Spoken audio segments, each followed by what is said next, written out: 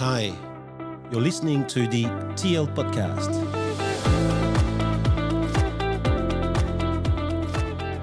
My name is Thomas Le Hoang, and I am interviewing someone who seems ordinary, but who is achieving extraordinary things. That is the quest of this interview.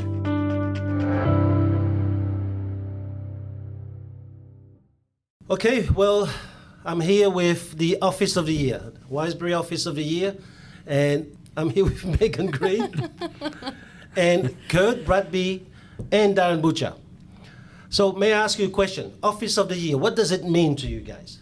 I think for our team, it's just something that they're really proud of. So we have won it a few times in the past, and every year I think the excitement of them winning it, but also having it sitting there in the office, it's just something nice that sends a message when clients walk in, but also for the team to be proud of.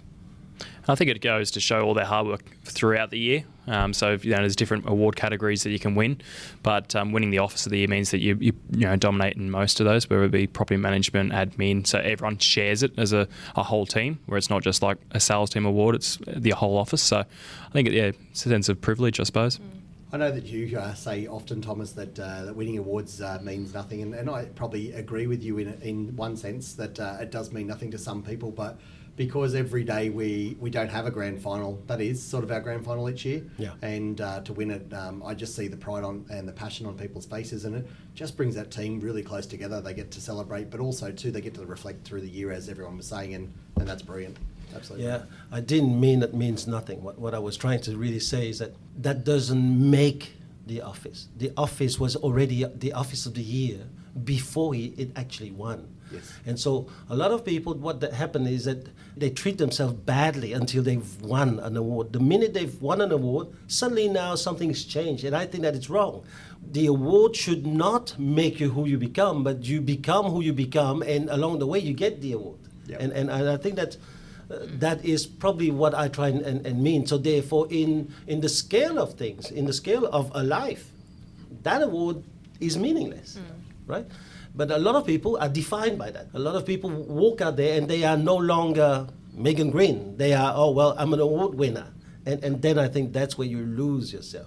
But I think people have if they have something to strive for, I think that's what makes them successful. I think that's, for us as a team collectively, to know that we've got a common goal, or that's a grand final that we want to try to push to or whatever, then it makes them feel like they're behind each other and they should be in the trenches together. So I think it's good. Your office has won this many, many times. I think 10 times now. Mm-hmm. So, but last year you missed it. Mm-hmm. Now there was one of a long string of winning, and I get that. Every year that you win, that is above 3 or 4, it's every year where there's more stress because people are a bit fidgety. They go, it can't be them all the time, and so you yourself start to create some inner anxiety almost. It's like, when are they going to stop the run, So when you lost it last year, what were your thoughts? Filthy. We weren't good enough. I think the team that deserved it last year won it. Yes. I agree. Yeah. Okay. But tell me more. Come on, tell us a little bit more. Let's be human about this. You're sitting there and you're going, man, we've got an amazing team, and then suddenly we didn't get it. I think what it does for us is that we go back and repack it. So we go back and have a look at each department, look at where we can actually improve each department, and then we look at what we've got to do to make them stronger. And I think we agree that the team that won so totally deserved it. So and we were very supportive of them, but we were discussing it ourselves that there was parts that we'd let go, and probably more importantly from a leadership group that we actually needed to readdress where we were coming from. And find where we could improve each department by a bit. So, and I think once you're at the top, it's very hard to keep progressing to the next level. And sometimes when you aren't at the top and you see that as the benchmark, you can come up with new ways, new ideas to actually outsmart them or outbeat them. So I think we just probably got a little bit lazy in maybe that 12-month period. I think you could see their growth coming for a few years, and they did win other awards like Leader of the Year and Sales Team of the Year along the way, and you could see that they were growing, but that year in particular, I think their growth, we probably stayed very much the same. We still did great at what we did, but they they raised the bar more than what we did. Right. But I think personally too, you feel disappointed, and I think everyone should feel disappointed in what actually happens, and so it gives us a chance to talk to the team and reflect and go, okay, well, let's say that you did deserve it. Then what do you do to lift the bar even higher? And that was one of the challenges that we put forward, and hopefully they keep continuing lifting the bar. You went back, obviously, to the office, and there was a time of reflection. What happened then? COVID hit. So I get it, but before even COVID hit, there was some planning, because obviously one of the thing is, for a very proud team that's won 9 awards, 9 years in a row, to now just let this one slip. I'm sure you went back to the drawing board and sat down, all right, let's start planning, because I want it, right? So what were put in step in January, or maybe in December? I think we do a lot of planning, and so one of the things that actually happens is I take myself aside and look at where I want the team. Then I sit down with Megan and we work out what we want the team to do. Then we'll sit down with the managers and give them the KPIs of what they'd like to see and what they think they're capable of as well. And that's not just in sales, but property management, in marketing, in accounts, the admin. So we cover all our categories, and then we set benchmarks of how to go about it, and then set planning days for them in the year that they've got to sort of come up with ideas that are actually going to step it up and be a step ahead. And then we worked out a lot of our stuff was to do with also communication between departments. We hadn't really told everyone what we were doing, even though we had a lot planned. Yeah. So it was about probably it being visual and people being able to see it, especially internal, to make them feel comfortable with what's going on. So we put a lot of video through our team so they could see what was actually happening and developing and what projects we'd had achieved, and made it a bit more that they could see what was going on. And then we passed it over and said, okay, you guys run it the way you can and come back to us, and we want to know if we're on target or off target. Yeah, and I think that the nice thing that you also mentioned, which was COVID. So what happened with COVID? How could you keep that plan still on target? Yeah. So I think after the awards night, I remember the first sales meeting we had, sales managers, and Darin walked in, and I think he was a bit disappointed. And then after that, it was probably about 2 or 3 weeks, and I think he set a big 12-month agenda for the year to follow. And unfortunately, that agenda that we had, all the targets and a pathway to our success for that year, got stopped by COVID. Right. So we had to, like everyone, I suppose, in any industry, we had to learn to adapt and grow, and that was very important.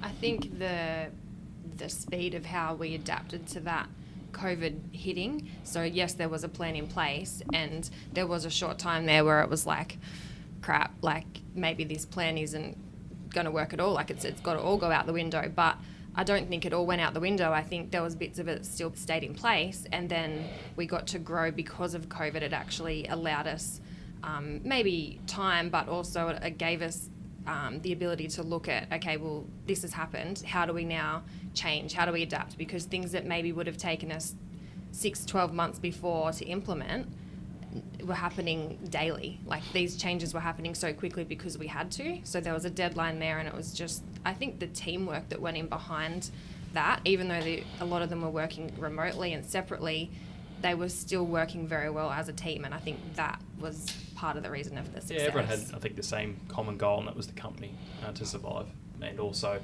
exceed through that. And Darin did great in researching into America and into New Zealand and other places where they were starting to see it before us, and we're starting to look at how procedures and stuff and where it might end up and where it might go. And I think that was a big credit to his leadership. So yeah, well, no wonder he won also the leader of the year. That was lucky. I don't think that was lucky. Go on. Just seriously. to add to that, I think I do think one of the big things in place was there was stuff that we watched the industry starting to change, and there was a lot of push for people working from home before COVID had actually hit. And luckily we had a few of our property managers that pushed that envelope a little bit, and we'd said, okay, yeah, we'll run with it and we'll see how it goes.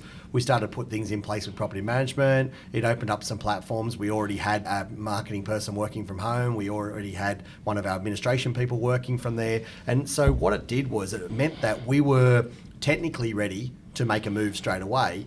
And what we decided to do was times that by 30, 50 people, and they all started to go home and work from home. We broke people up into pods and stuff.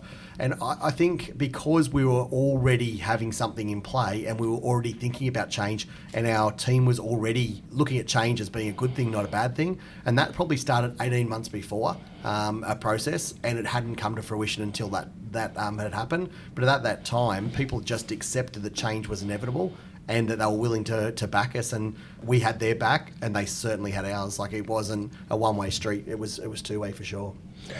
This is the amazing thing, because we have spoken about creating a happiness in business. We've spoken about people working at their rhythm, people maybe not having to be pushed the way that we used to push ourselves. Yeah. And it's funny to see that, it took a very small virus to make a lot of those change possible. What kind of advice would you give a leader who thinks, now, if I pay someone, they better be in my office and work, and they better work for, if I pay them $100, they better work for $200, because it's leveraging my money. So what kind of advice would you tell them moving forward from here, this virus thing, whether it's going to transform into something else or it's only the start of a long line of other mutations? It's changing the way we're doing work. Yeah, I think, look, we've learned through your teachings, I think probably one of the biggest things is that we had to be flexible and we had to move with the times and the challenges. And all our leadership training sort of come out then. So the books we read and the people that we were associated with and the movies we watched, I think that was all really, really critical in what actually come out. And I think it come out in all different forms all over that, but they were lessons that we had. And so from my perspective, I seen it quite clearly that people are volunteers. They work for you and you've got to treat them like volunteers. And I think if you actually treat them like volunteers, you'll get the reward from them. And gone are the days, and we were like that. I have no question that we used to rule with an iron fist, and we realised that working with them, not against them, is probably the key. And now I think that the more flexible you are, the more likely you are to have the people. You've still got to be firm if there's a decision to be made, but I think that you try to work with what they've got and listen to their ideas, and it'll develop from there. So. Okay. I'm going to put you under the spotlight for a second. Let's see whether you're a giver.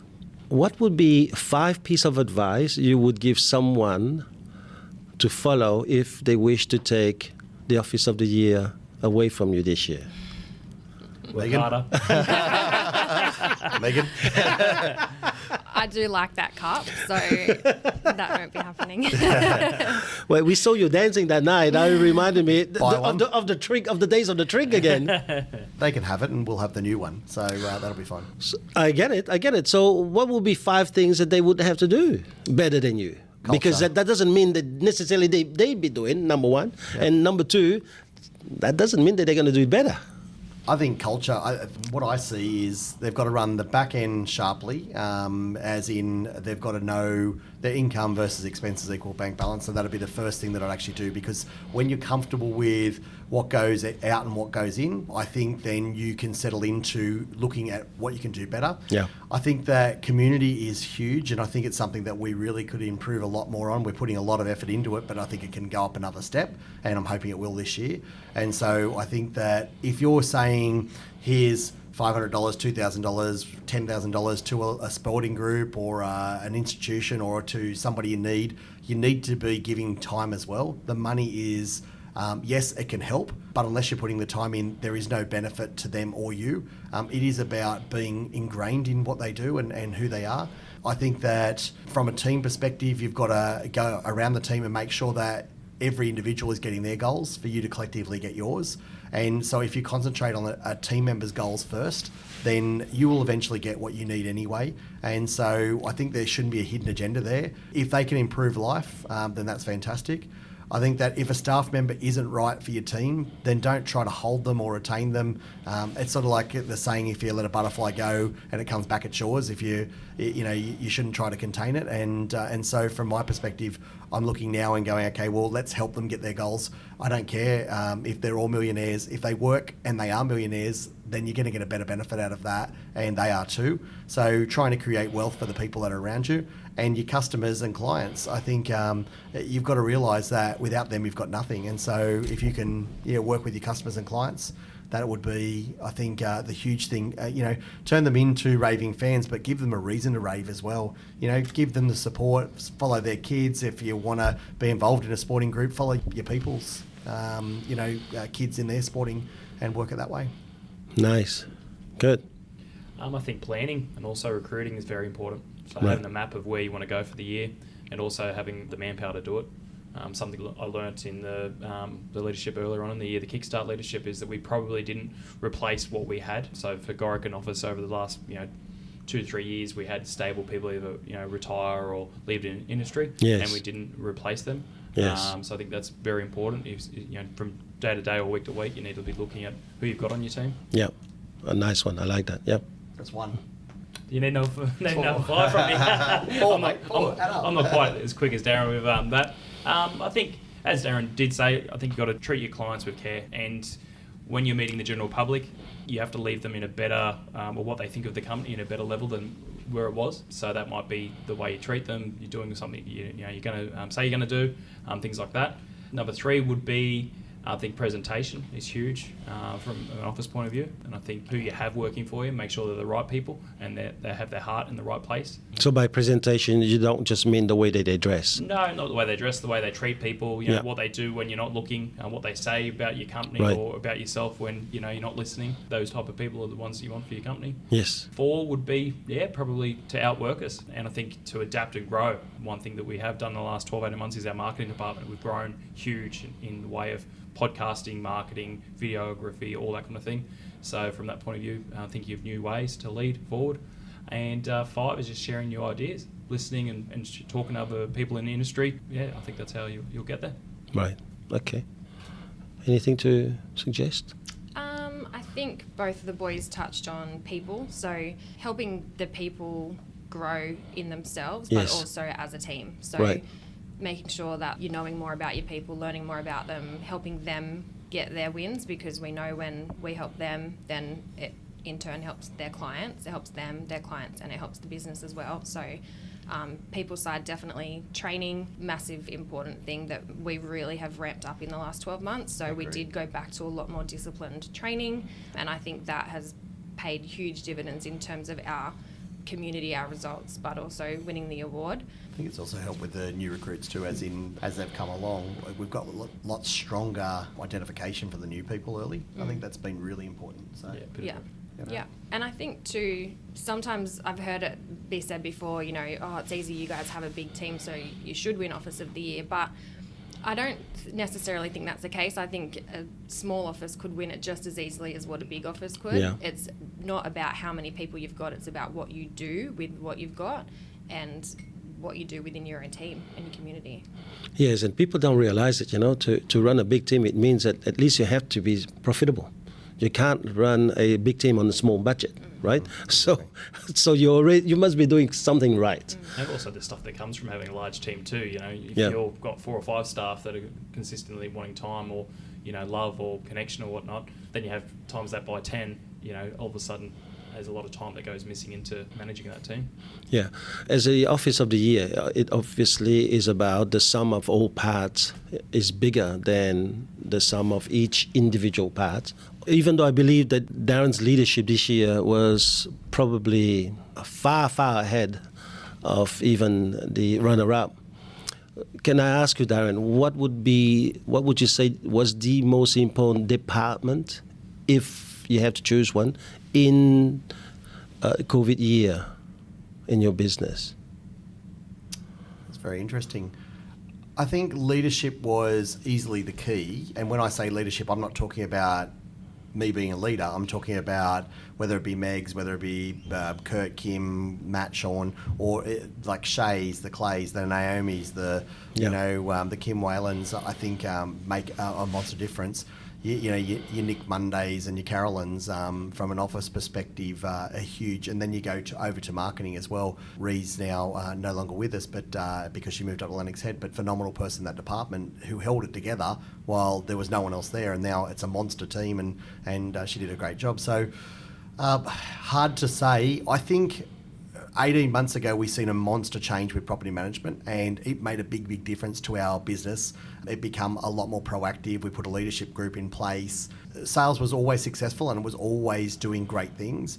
But I think they realised that they didn't have to be the small brother or sister. They could be equal at the table. And as soon as they decided on that, it made a big difference to our company. And I think you'll see the same with our marketing department at the moment. It'll really go from strength to strength. And I think, adding that all together, I think it's a good combination. So it's a hard one to answer. But you had to pick one. What if you? Well, it'd be like asking me to leave my kids if there was a tsunami. No, I didn't say that. I didn't say that. But let's imagine that you have a football team. Yeah. The football team takes every player to win. But if I said to you right now, you can leave with one team player, and you're going to be leaving and coaching a new team. Yep. If you had to, which one of the players would you take? So meaning which part of the business? Yep. Yeah, it would be leadership. I wouldn't pick one because our business as a whole, and I know it's a great question, but I think if I think like that, then I'm not looking at it as it being a whole. I love the fact that it's a whole. It balances itself, and we're talking like a politician, mate. Yeah, I know. I get it. I get it. I have no problem. I'll take that. I also take our cleaning department because the truth is the company starts from the cleaning upwards. No, but I hope that people didn't really understand when you said leadership, that it was about what you do.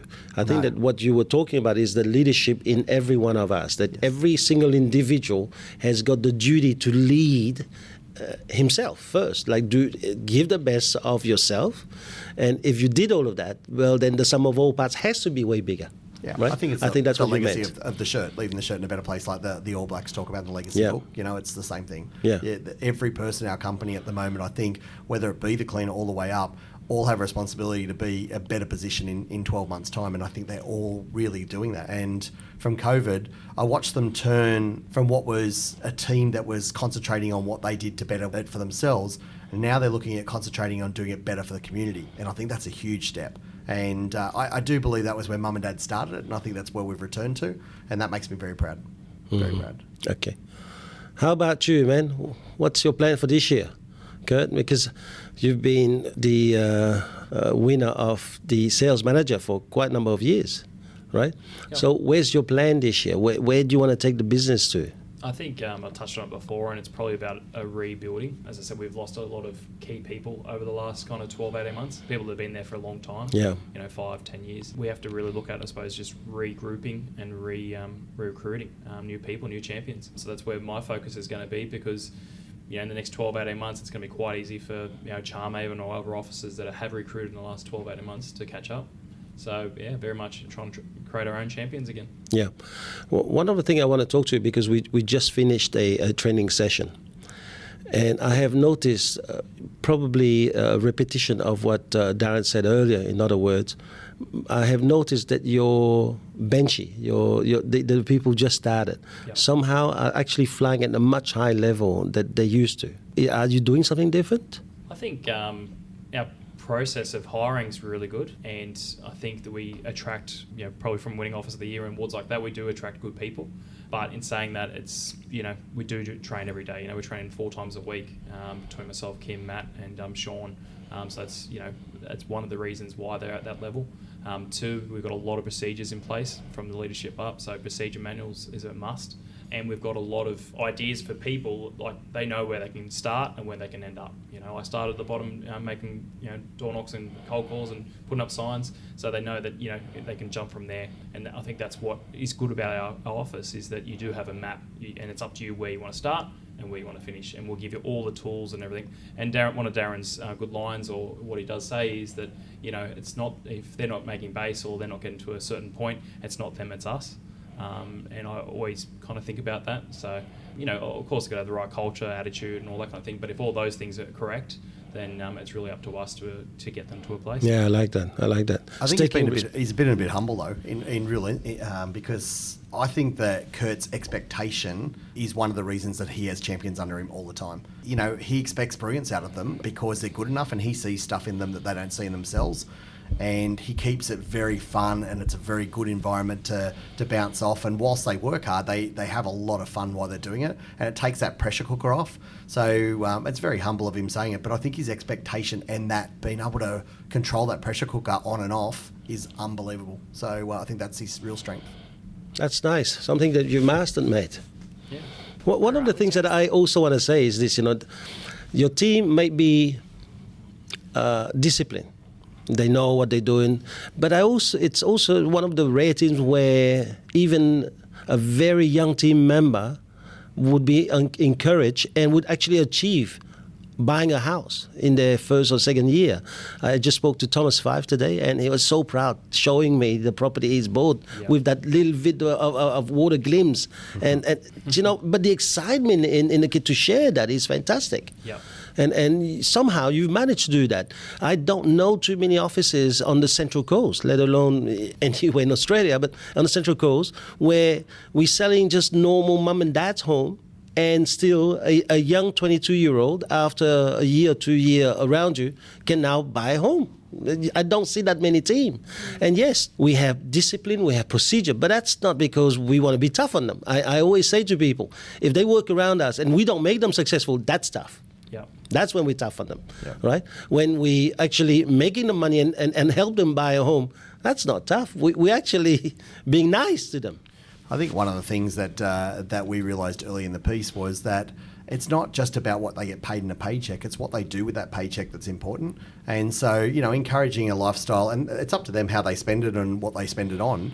But the truth is, at the end of the day, it's easy for us to encourage them to be involved in an industry that they're going to be selling. And if they buy it, they go through that experience, they can see what it's like. And, if they end up with 1, 2, 5, 10, 20 properties, we're creating a better lifestyle for them for the future, and they've got an easy chance to retire early. So Kurt touched on it a little bit as well. There is that roadmap there for them that they can build their own destiny. It's up to them. And also association. There's a lot of people in our team that have started at the bottom, so to speak. They've come in at that entry-level position and they've grown, gone through the ranks and achieved some really great things. So people are coming into our team and seeing that, and they're going, wow, this is pretty cool. Like, my manager actually was where I am now. So that excites them. It's not like they're coming in, and there are people that come in and some jump quicker than others, but the potential is there for any of them to get to that point. So that, I think, for the young people these days, they want that speed of jumping the ladder. They want to come in. We were talking about it earlier. They want to come in and, take your seat. Yeah, straight away. That's fine. Happy for that. Yeah. And they haven't seen what the previous years you've put in. When I first started or when Kim first started, people like that. Yeah. That's the thing. They might see us, okay, we might duck off a bit earlier on a Friday afternoon now, or we might not work quite as late on a Saturday. But, for the 10 years before that, we're working 50, 60 hours, and what we do at home as well that they don't see. But this generation seems to be, they just want to come in, work the minimum hours and get paid the maximum dollars that they can. So it's something to adapt to and work with, really. I think that's what the industry is now starting to dictate, and they're actually just looking at the best of it. I was reading a book, actually, this morning, and I was talking about, for a life-changing event, it was 5,000 AD that it had taken, then it went down to 1,000 AD, then it went down to 250, then it went down to, and now they reckon it's down to 15 days. A life-changing event actually takes place, and it's amazing what they're talking about, and they reckon it's going to accelerate even further.